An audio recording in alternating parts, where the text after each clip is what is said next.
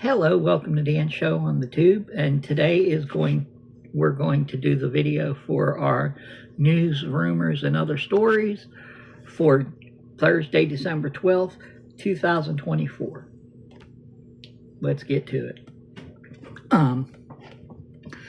Our first story today, according to Wrestling Inc., TNA parent company Anthem Sports named a new president. Carlos Silva has been named president of Anthem Sports Group, which includes Invicta FC, Fight Network, and TNA Wrestling. Silva expressed optimism about the deal by saying, "This is going to be an exciting new era for Anthem Sports Group, and I could not be more excited to lead this talented team as we move forward into the future." From what I've read, this guy has a sports branding background and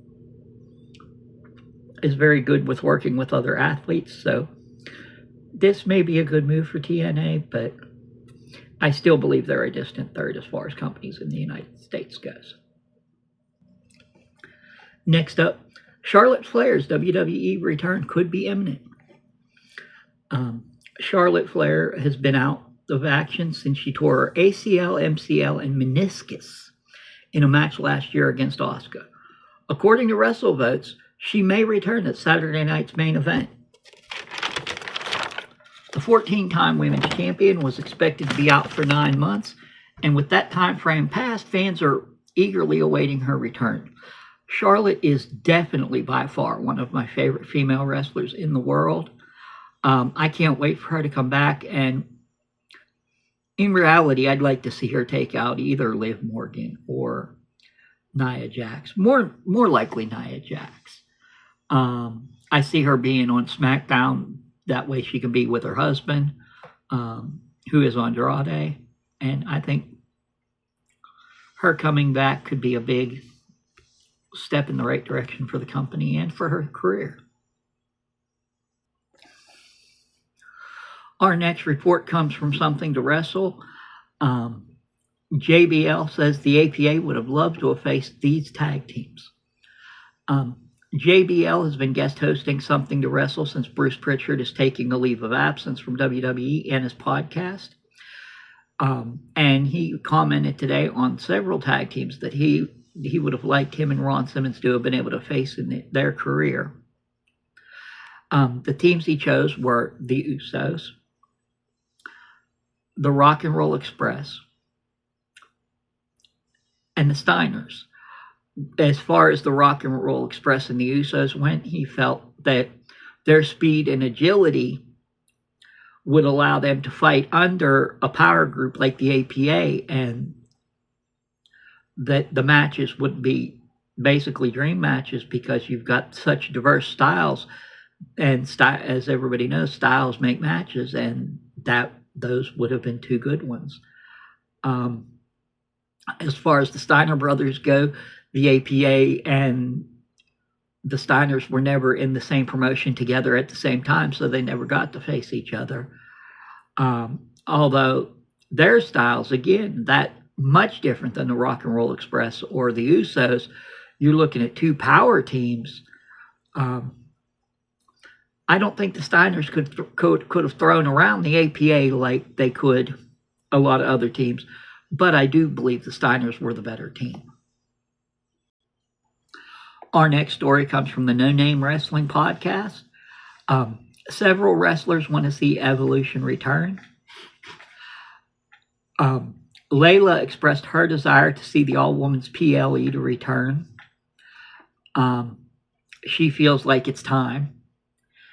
Bayley has also called for the return of the event. Also, Ronda Rousey was pitched the idea before she had left in 2019, and she had refused it. No follow-up Evolution pay-per-view has happened. I like this idea. I thought the first all-women's pay-per-view was absolutely spectacular, and I think another one would be just as good, if not better. The female roster in WWE is better than it's ever been, and I think that they could definitely hold their own on their own show. Our final story tonight comes from WWE.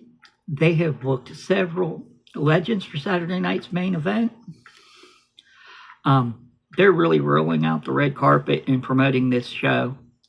To me, it gets promoted, if not as well, if not better than most PLEs. And I know Jesse's going to be there for Jesse the Body Ventura is going to be there for commentary.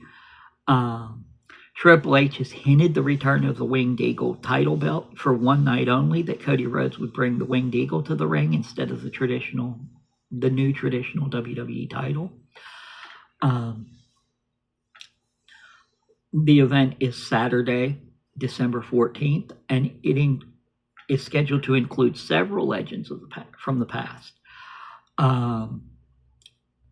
Currently being shopped as people that could be there are the Mouth in the South, Jimmy Hart.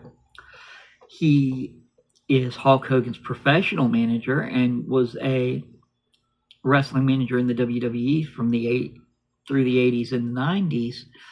And I honestly believe Jimmy Hart never gets the credit that he deserves. I believe you've got Bobby Heenan, and then after Bobby Heenan, you have Paul Heyman, and then you have every other manager, okay?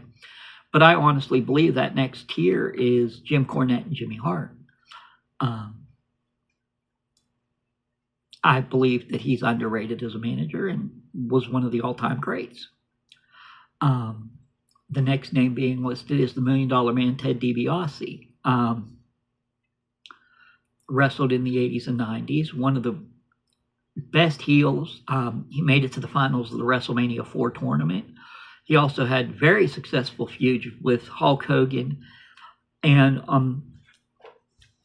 Macho Man Randy Savage. Also, at one time, he had purchased the WWF title from Andre the Giant and was touring for at least a weekend before Jack Tunney reversed the decision. He toured for a weekend as WWF champion and defended the title against Bam Bam Bigelow and a couple of other guys on that weekend tour. The next name being listed is Greg the Hammer Valentine. Wrestled that I know of in the 70s, 80s, and 90s. He was a multi-time Intercontinental Champion. He was a U.S. champion. He's known for his dog collar match at Starrcade with Roddy Piper. He's also known for destroying the Intercontinental title in with a steel cage after losing a title match against Tito Santana. Speaking of Tito Santana, he is scheduled to appear as well. Tito is now a Spanish teacher in New Jersey. I don't know if he does anymore, but I know as of last year, he was accepting bookings on occasion. Not very often, but he would do the occasional match at an indie show. Also listed is Koko B. Ware. Koko B. Ware last appeared in the WWE when he accepted his 2009 Hall of Fame induction. Koko is my least favorite of the guys on the list. He's also, to me, one of the least deserving Hall of Famers in the company. I'm curious just to see what they're going to do with these guys, if they're going to do some kind of backstage skit, some kind of comedy thing, or if they're going to just bring them out and kind of parade them out like they do the Hall of Famers at WrestleMania, or what they're going to do. It's going to be interesting. This is one of the shows I've been most excited about this year so far. I love modern wrestling, but wrestling from the 70s and 80s has always been my favorite. And so seeing these guys is just going to be a real treat for me. And the possible return of the Winged Eagle, that's my favorite title belt of all time. So I will absolutely love seeing that on TV again. I wish, as a matter of fact, they would allow Cody to carry that belt consistently like he did the Intercontinental when he brought it back before they did the redesign. That's our news, rumors, and other stories video for today. If you can, share, comment, and like the video. And if you could, in the comments below, put what you would like for our watch along video that'll be on Monday. We will be watching either the WrestleMania 3 main event, which was Hulk Hogan versus Andre the Giant for the WWF Championship, or we will be watching Shawn Michaels versus Bret Hart in the 1-hour Iron Man match for the WWF Championship, or we will watch the 1992 Royal Rumble, which personally I feel is the best Royal Rumble of all time and contains more Hall of Famers than any Royal Rumble ever. It's also for the WWF title due to the fact that there was a vacation of the title by Jack Tunney because of a bad match from Tuesday in Texas with Hulk Hogan and The Undertaker. That's all we have for tonight. We will see you tomorrow, where we will be doing our news and rumors video, as well as the update, the review of tonight's TNA Impact. We'll see you then. Bye.